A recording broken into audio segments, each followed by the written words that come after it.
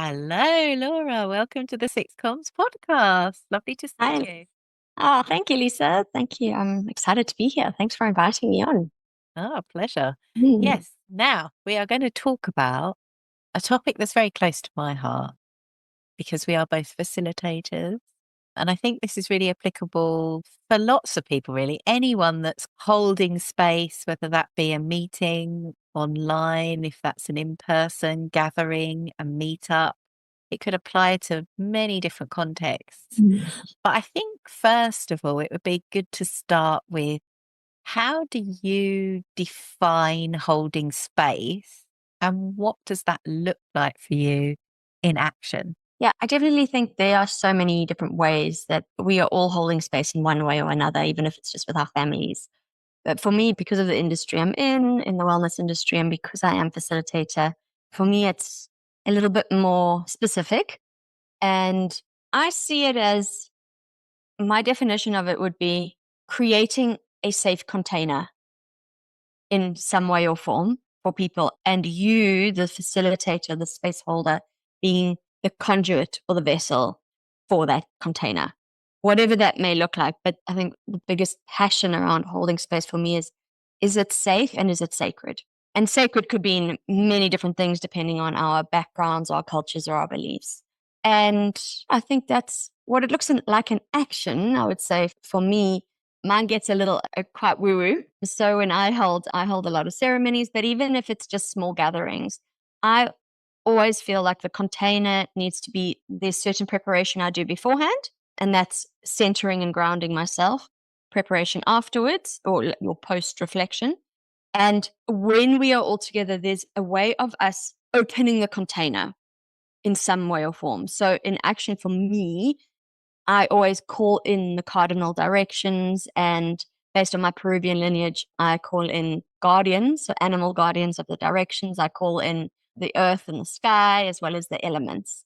And then the same at the end would be bookending it with closing those. And that's personally for me, I see a big shift in energy the moment I consciously bring people into this. Okay, we are now starting and we are into it. Could even be just let's have a couple of breaths, or there's so many different ways that we could essentially begin. But in my experience, I've definitely felt having a ritual around opening the container and closing the container is actually makes or breaks the safety and the outcome or what can come up for people in a ceremony or in a ritual. Yeah, and what's coming up for me when you're talking about this is our constant daily battle. I think all listeners can resonate with this in that we're just inundated with information, notifications, digital distractions. So when you're saying about the preparation work that needs to come before, so like opening up the space and then that part after, which I have to confess, as you're speaking it out now, I think I'm neglecting that. And I'm sure there are listeners that probably maybe hadn't even thought about it Mm. because we are so tight in our deadlines and our schedules for most of us that having that reflection afterwards and having that time to really prepare and Mm. hold space in a way that we feel the energy is right and we're providing that energy for the people that we're holding space for is something that I think we're going to have to do very intentionally. So I just wondered if you had anything that you'd like to add. Yeah, I think it's quite interesting because, truth be told, I sometimes do forget to close. I'm like, oh, and everyone goes off on their own, and I'm like, oh, hang on, something feels. And for me, the lesson was always actually me stepping in and out of it, and what energetically am I taking with me. So part of it, especially because I hold very deep ceremonies, part of it was the lesson for me was, am I making sure that container is sealed, and I can then go on with my day without carrying anyone else's energy or anything that came up, like, and differentiating what's mine and what's not. So that was probably the biggest personal lesson in making sure, oh, remember to close space. And also, there's a sense of gratitude of closing the container. I mean, for me, it's always because I'm calling in elements and guardians, there is an element of thank you for holding the space with me. But it can be something really simple. Often in yoga classes, people would start maybe with three oms or three breaths and close with the same three. It's almost like you're seeing bookends. of a bookshelf. And it's so often it's a little, maybe slightly different reflection of what you've done to start and open the space. I often will do something where we go around the circle and introduce ourselves. And this really starts creating a bit of a safe container for people to get to know each other. And then there's always reflection optional, but reflection at the end for everyone to just take a moment to look round it up. And again, it's almost like a reflection of what's happened in the beginning. So we're creating this bookends. The other thing, something really simple, can literally be just even physically stepping into the space and stepping out of it. So actually, the somatic dance I used to teach 20 years ago, it was something so simple. It would be like, okay, we're about to start the class, taking a deep breath in, one step forward, another step forward, and now we're in. And it's just stepping into our own space. And then at the end, it would be, okay, the class is done. And that's something so simple, almost seeing it as a separate little Yeah. platform. Yeah. I love that. And I think that can apply to whatever channel. I mean, it could be in person, but it could also be online. I think the key word you've mentioned is this idea of ritual. Ritual for me means consistency comes to mind. And so I wonder, like, for those listeners that may be in coming from a corporate background or a very kind of traditionally professional context, what that kind of ritual could look like or how you could establish that. Actually, one of the things I always used to teach in corporate in when I would take leaders through mindfulness meditation practices was literally just, we all arrive at a meeting, and this could be really online and let's just close our eyes and take 3 breaths. Might sound crazy, and some people will be like, what? But you'd be surprised. And we all breathe. It's something we can, well, I hope. Hopefully, yeah. I hope so. So that is something that we can really, everyone can tangibly associate that with, okay, we're all in here. Let's just take 3 deep breaths so that we actually take out the distraction of where we've come from. Often, especially like even on online meetings, there's still someone eating their breakfast and there's someone, and just, it's about a mindful presence in one way or form. And another thing I would say, even in corporate spaces, it could even be, let's just check in and go around the room and say one word about how you're feeling, or one word about what you're grateful for, just a one word that's coming up about this meeting. And those can be very simple practices, but it brings in that human connection. And I think that's essential in this day and age, especially when we're online. Yeah, definitely. Yeah, I speak a lot about that. Preach human connection. Oh my goodness. So important. Can you, like, just changing the tone a little now, we're going to turn our attention to perhaps the challenges when you've struggled to balance that holding space for others, but also caring for yourself, and how perhaps you can share with us how you navigated that. I feel like I'm just getting it right, and then something happens and I get tested again. I think it's always a learning journey, and different situations will test us in how we're holding space. I would actually say something really interesting was last year I started a space holder training, and it's a really big container. I began it again this year, and it's quite a big container essentially for me to hold, because it's not just when everyone's coming. They are doing integration processes during the week when we're not meeting. So essentially, there's like a general, the container is always being held for the entire duration of the training. And I really felt that I went through it at the end of this training. I burnt myself out because I was so aware of making sure, and the perfectionist came out a bit, and this needs to be right and that. And am I making sure they get all the information? And I feel it was a little bit rushed, the training. So I've spread it out this time. And a big thing was creating space and time for people to integrate, but also for me to have a little bit of a breather and come back to my own self-care practices. And that's while I was holding this training, the biggest thing that I ended up doing was skipping my own. I didn't practice what I preach. I stopped doing my own daily rituals and my own practices that actually would essentially contain my energy and protect me, I guess you could say. And that, yeah, I guess we're always learning by example. So it's something I'm definitely a lot more aware of this time around. Yeah, definitely.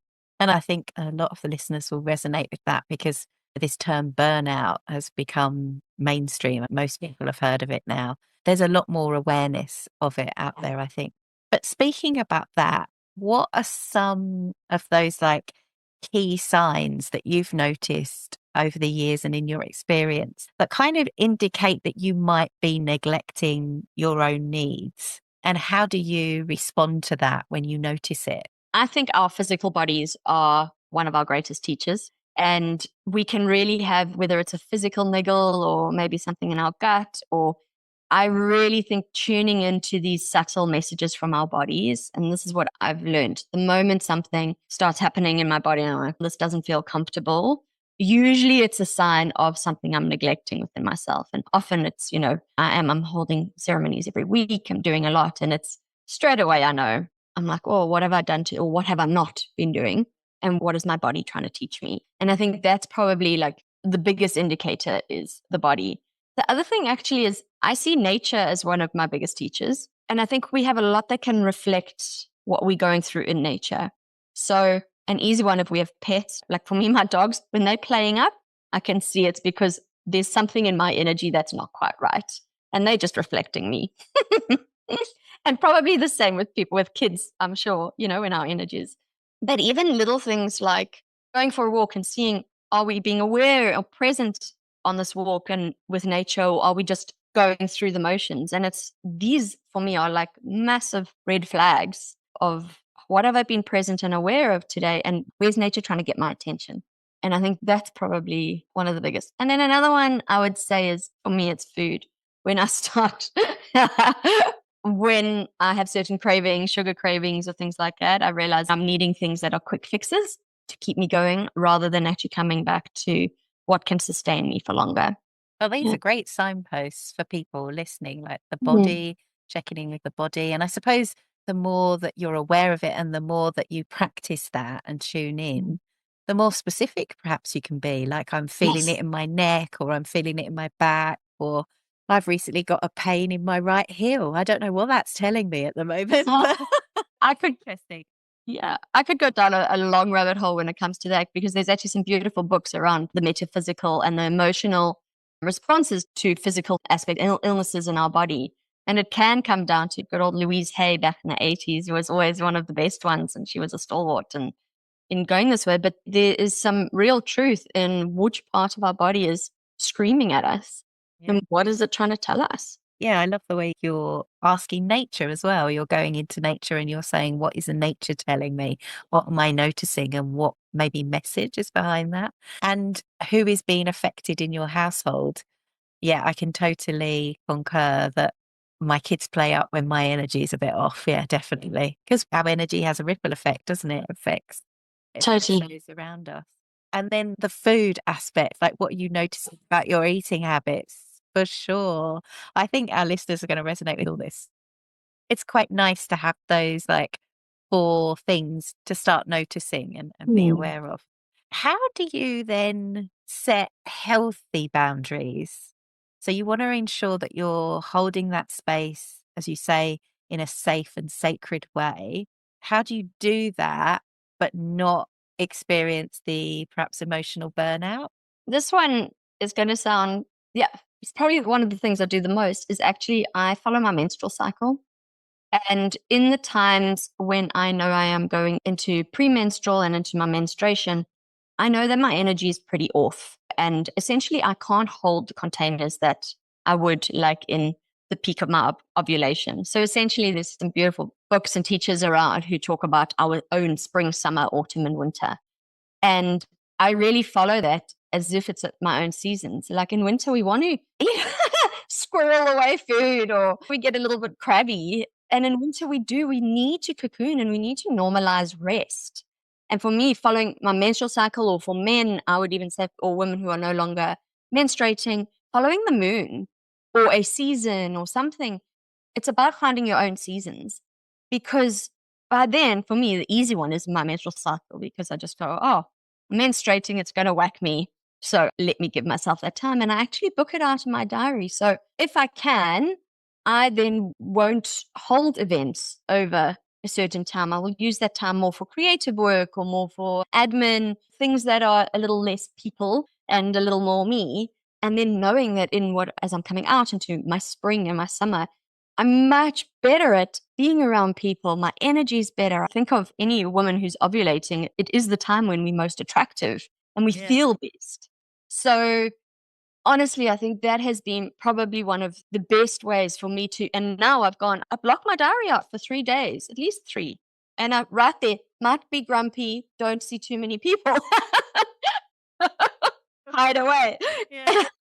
And you'll see there's my Google Calendar with that I mean, it changes a bit, but that's how I do it because I've learned that also if I don't honor it, then later when I haven't preserved and given myself that time to preserve energy when I've needed to, I don't have the energy in my full summer when I'm at my full potential. It has a ripple effect then for the rest of the month. And for me, I think and even like I said, for men, this kind of boundaries, this is again coming back to nature, teaches us seasons. And especially, I mean, in a place like Singapore, we really need to be more conscious of honoring seasons and normalizing rest because we're not forced into it. We're not forced into sitting by the fire in a cold winter's night. And I think for me, that's probably one of the biggest boundaries for me, Yeah. like that I've said. That's so cool. And I'm so inspired that you do it in such an explicit way, that you are so consistent in marking it out and being bold and courageous just to say it as it is, like just being Yeah. honest with yourself. I think that really demonstrates an amazing self-compassion on your part. But I'm just thinking of those listeners, the ones that might have a bit of skepticism, that are sitting in those offices, in those companies, and they're thinking to themselves, well, that's great, Laura, but I'm not sure I'm going to be able to do that in reality when my boss Mhm. is on my back. Yeah. So I just wonder if you could offer anything in terms of people in those circumstances. And I think, it's really difficult in the corporate situations because it is so linear and I guess in more masculine. There isn't this way to honor cycles. And I think what I would say in these situations is where you can choose what you're doing outside of work, like what nourishes you outside of work at these different stages in your cycle, in your season. So if it is that, yes, you probably need to get yourself out of bed and go to work, and that's okay. But then, no, maybe in a time when it is time for you to honor rest, don't plan dinner parties, don't plan too many activities. Give yourself that time to come home from work and go for a massage or have some things that are really nourishing for yourself, or even prepare food that you could that's more soupy and something that's a little bit more wintry feeling. And I mean, in a place like Singapore, I turn the aircon, I pump the aircon up really high, and then I bring a duvet out. Yeah, in Singapore, we have to like really craft these Yeah, situations because, as you exactly. say, and I think you touched on a really good point that's come up for me quite a lot because I'm collaborating with someone in the UK that holds space outside in nature like I do. Oh, And when I walk and talk with her online, the difference, she's there with her bobble hat and I'm like sweating, trying to find shady areas in which I can walk and still have a sensible conversation. And like the contrast is so stark. And I have to remind myself that, yeah, okay, because when we're here, we really don't give ourselves permission to hibernate because the sun's always shining. So I think totally. in a way it's more difficult here Yeah, in the endless summer. And it really is seen. And if you look at like the divine masculine and the divine feminine, the divine masculine, it's beautiful when it is. That's full sun, that's summer. It's action and go and power, which is wonderful. We need that. But we also need the polar opposite, which is the divine feminine, which is earthing and birthing and really going within. And that's where the creativity lies. When we give ourselves that permission for space and time, then the creativity seeds are planted, and then we have the energy to go into full action when we can be in our endless summer. And Yeah. for those listening that are in those corporate environments, it's that creativity and that innovation that their teams and their managers want, but they're just not allowing themselves to be able to do that because what we've been talking about really this episode is holding space for ourselves because it really starts with holding Mhm. space for ourselves. Maybe that's the episode title, Holding Space for Ourselves, because that's what we've And that really been is, talking about, isn't it? it is. And I really think if we're not Actually, in the training I teach, I have three foundations, and the first one is holding space for self. Because if we are not giving ourselves that sacred space, whatever it looks like for us, how can we be there for others? I really think it takes self care to a much deeper level.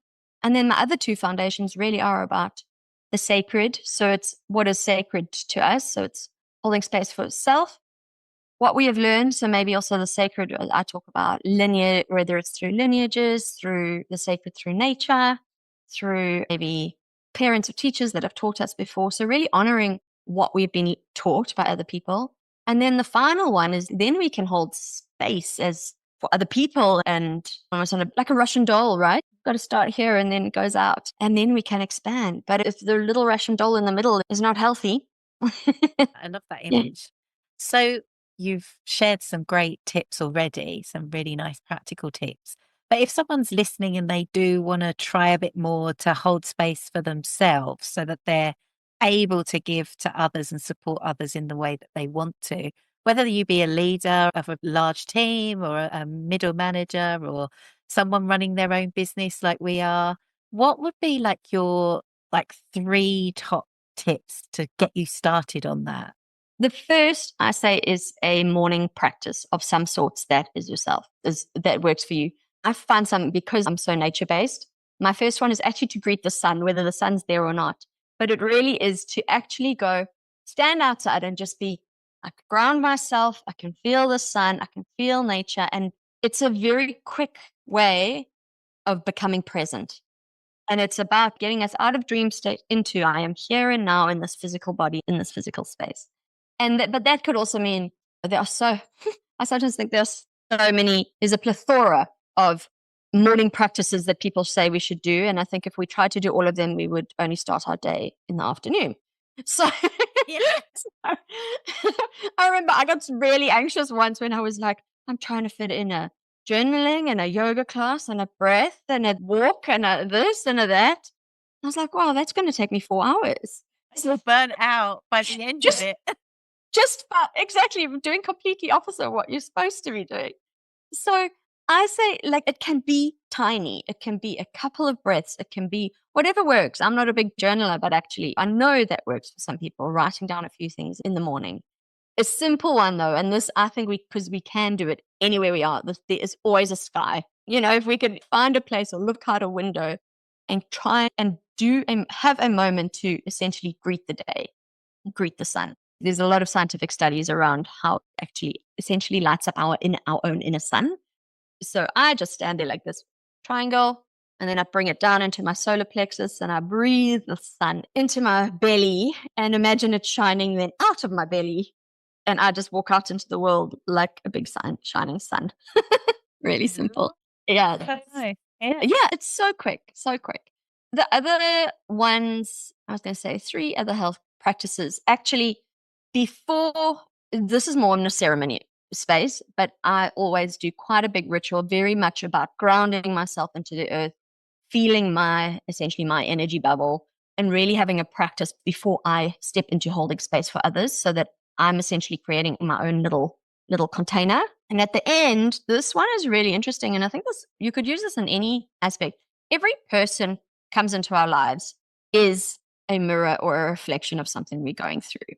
And when we start doing holding space, even if it's in a meeting, there's a reason someone is in that meeting or in that circle or in that space or even if it's an individual client, that we have attracted them and whatever they are going through, there is very likely to be a little nugget of information for us. And so I said I don't journal, but actually this is some form of, I would say, I call it post-ceremony reflection, post-meeting reflection of really going, well, what did come up for me? Or what came up for this person and why? And what does that reflect in me? And this comes back down to awareness in general. Yeah. That's not such an easy one. That's a long one. I'm thinking if there are any others that are really simple grounding exercises. Everyone says it, but I swear by it is feet on the grass, barefoot, honestly. But I think I'm also a farm girl. So for me, I'm like, it's obvious. And in cities, it's not as easy. But there really is something about, I honestly think the best self care practices come back down to nature in all different aspects. And we can use the elements. So breath, at the element of air, we can use candle gazing or fire, certain things. When it comes to fire, we could cleanse ourselves with water. Your self-care practice could be in the shower when you're actually just nurturing yourself and giving your, just touching your body as you shower and being aware of it. And earth is, again, like I said, just bringing your feet onto the earth. And it's simple things of, it comes back into actually mindfulness meditation practice, like mindfulness practices that I think probably is one of the best little tidbits of awareness throughout the day. Definitely. So lovely. 3 tips there. So just to recap, the morning greeting, greeting the sun. Love that. Greet the day. Yeah. Just a couple of minutes or even a minute. Maybe some post-meeting reflection. So that idea that people are coming into your life to reflect something about yourself. I love that. And then the third one, just being in nature. So bare feet on the ground and trying to bring in the elements into your life in some way as a daily practice. I love that, Laura. I think that's so helpful because I think this is something in our time, in this day and age, that we are all really struggling with. We are inundated and overwhelmed with all this information racing towards us. Just to take that breath and that intention and that mindfulness is really important. Definitely one of the 6 C's that I talk about in effective communication is compassion.